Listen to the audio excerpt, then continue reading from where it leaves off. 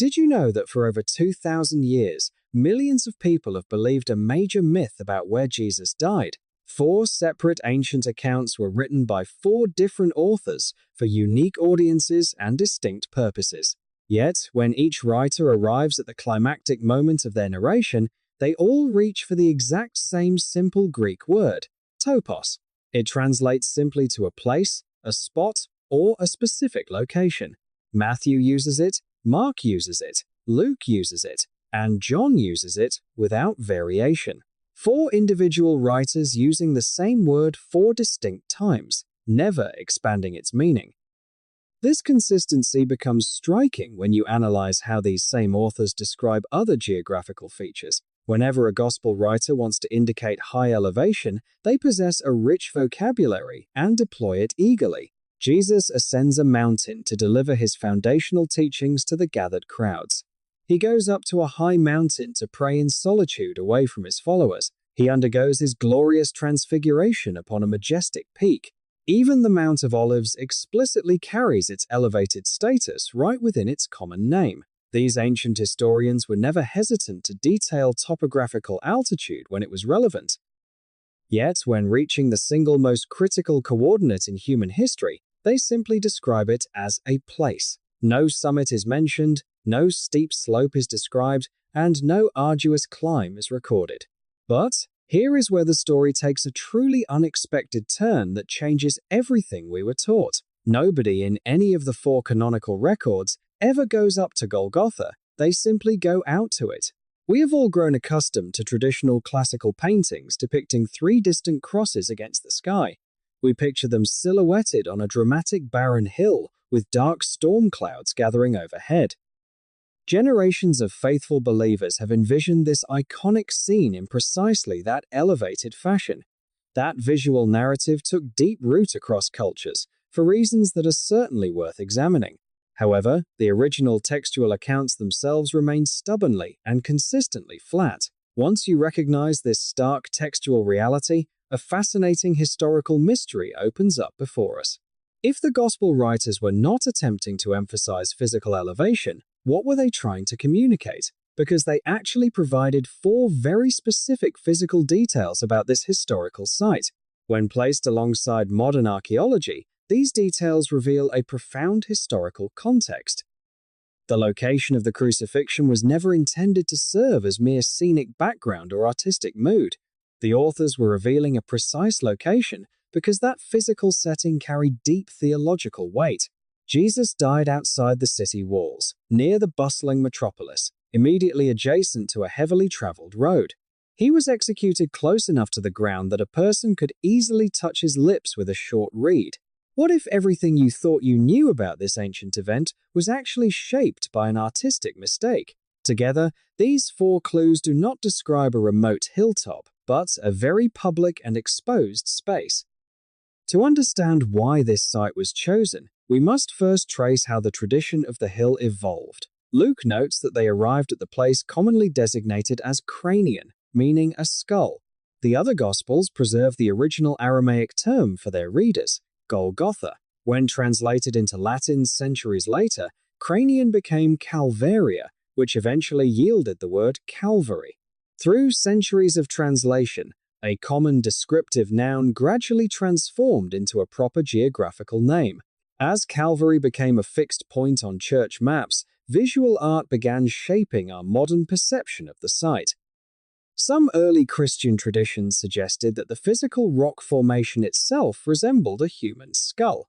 If a cliff face resembled a skull, the execution would have occurred at its base rather than its peak. You stand in front of a face. Nobody stands on top of a forehead. Artistic tradition raised the cross onto a hill primarily to solve a practical visual composition problem. Elevating the central figure allowed artists to display the dramatic scene clearly above the crowd.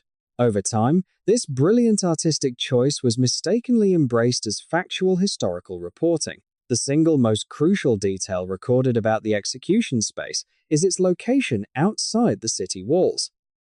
In the ancient world, a city wall was far more than a simple defensive military structure. It established a sharp boundary between sacred community life and the unclean world outside. Inside the wall lay organized society, religious fellowship, and the sacred temple altars.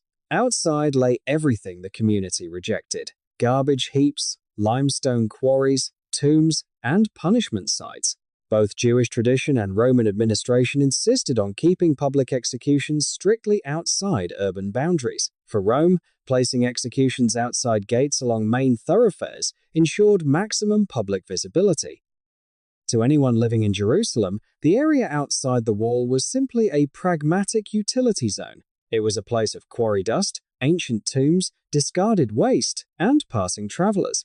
Yet, John records a fascinating detail that sat unnoticed for nearly 2 millennia. He explicitly writes that in the place where Jesus died, there was a working garden. Archaeological excavations beneath the Church of the Holy Sepulchre revealed an ancient limestone quarry. By the 1st century, stone extraction had ceased, allowing natural soil to accumulate in the hollow. This fertile soil in a disused industrial pit formed a functional farm plot, a true working garden. The vertical walls of the surrounding quarry provided ideal surfaces for cutting private family tombs. Recent archaeological studies continue to unearth pollen from vines and olive trees within this very soil. John was not adding romantic embellishments. He was accurately describing a real industrial landscape. Furthermore, this abandoned quarry was situated directly alongside a major Roman thoroughfare. Pilate posted an official notice above the cross, written in 3 distinct regional languages. A sign written in Hebrew, Latin, and Greek was specifically designed to be read by diverse passing crowds. Roman executions were intentionally engineered as public spectacles to deter potential rebellion. Setting crosses along major access roads guaranteed that thousands of holiday pilgrims would witness the event.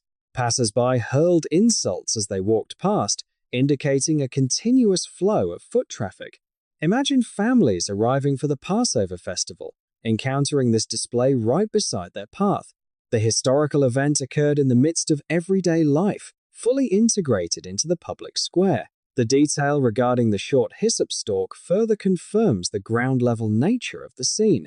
A standard hyssop plant produces a stem measuring only 1 to 2 feet in length. A person standing on flat ground holding a hyssop stalk could easily reach the face of the condemned. This indicates that Jesus was suspended mere inches above eye level, rather than high in the air. Modern archaeological discoveries of ancient remains in Jerusalem support this modest physical height. This proximity completely changes the emotional, dynamic, and visceral intensity of the entire event. A figure high on a distant hill becomes a remote, abstract symbol to be viewed from afar. A man executed at eye level is a human being whose immediate suffering is inescapable. The witnesses could see his physical agony, hear his breathing, and look directly into his eyes. This raw proximity brings us back to the ancient Levitical laws regarding ritual sacrifice. On the Day of Atonement, the sacrificial blood was brought inside the sanctuary to cleanse the people. However, the body of the sacrificial offering was carried entirely outside the camp boundary. Jesus suffered outside the gate, fulfilling the ancient pattern of taking shame beyond the border. He did not die in the pristine temple courts, but in the place reserved for discarded waste. The author of Hebrews issues a striking invitation based on this precise geographical reality. We are called to go outside the camp to meet him, embracing his disgrace rather than fleeing it. The place of public rejection thus becomes the ultimate location of divine encounter and redemption. The physical geography of Golgotha demonstrates that God meets humanity in our lowest moments. He did not remain in an elevated, untouchable space, isolated from human pain and failure. He stepped directly into the dirt, noise, and shame of a common roadside site. The rejected stone described in the Psalms truly became the foundational cornerstone of a new reality. Golgotha was never a distant hill. It was a real, accessible place, and that physical reality changes everything. This simple shift in perspective forces us to re-examine centuries of art and tradition. The ancient texts were not interested in dramatic mountain peaks or idealized landscapes. They recorded a grounded, raw reality that unfolded right where ordinary people walked every day. Roman soldiers chose the location for its practical convenience and immediate visual impact. It was an accessible point where trade routes intersected and travelers naturally congregated. Every detail saved by the writers reflects a keen awareness of first-century Jerusalem urban planning. The city wall was an active, bustling boundary line separating two distinct daily experiences. Inside meant safety, legal rights, religious access, and social acceptance for citizens. Outside represented vulnerability, labor, waste disposal, and exile from the community center. By dying in the outside space, Jesus placed himself directly alongside the forgotten and discarded. The working garden in the disused quarry highlights how life continues, even in abandoned places. Soil accumulated in a forgotten stone pit created a patch of unexpected green growth. Ancient farmers capitalized on every square foot of fertile earth near the city perimeter. This detail grounds the narrative firmly in real agricultural and economic conditions of the period. When we picture the scene at eye level, the psychological distance vanishes entirely. The crowd was not a distant, tiny mass standing far down at the base of a slope. They were passing within arm's reach, making the verbal exchanges personal and direct. The three languages on the trilingual sign reflect the cosmopolitan nature of ancient Judea. Hebrew spoke to local religious traditions, Latin to imperial power, and Greek to international commerce. Anyone passing by could read and understand the official reason for the execution. It was an intentional communication strategy designed by the governor to send an unmistakable message. The use of a short hyssop stalk highlights how close bystanders were to the physical cross. There was no need for long wooden poles or elevated platforms in standard Roman procedure. Efficiency and deterrence were the primary goals of the Roman administrative machine. Understanding these historical facts frees us from cinematic stereotypes and artistic embellishments. It allows us to engage with the actual historical context of first-century Roman Judea.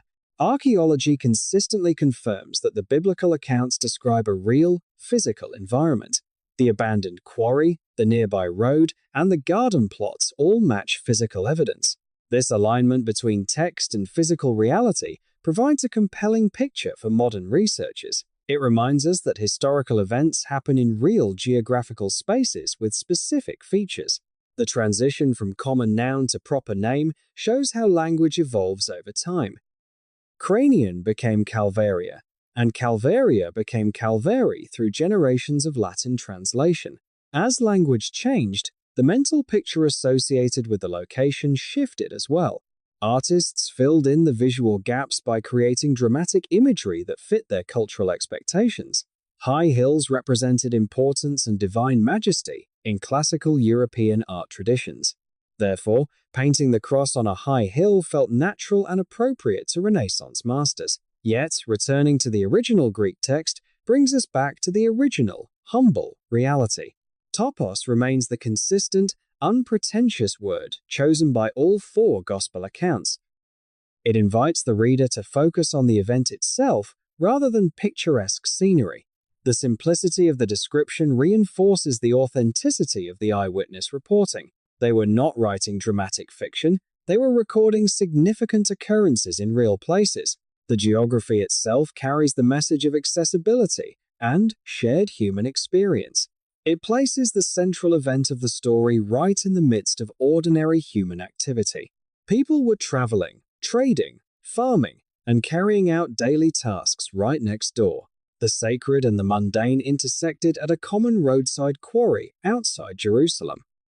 This grounded setting contrasts sharply with traditional, elevated religious iconography. It demonstrates that meaningful moments often occur in unremarkable, overlooked locations.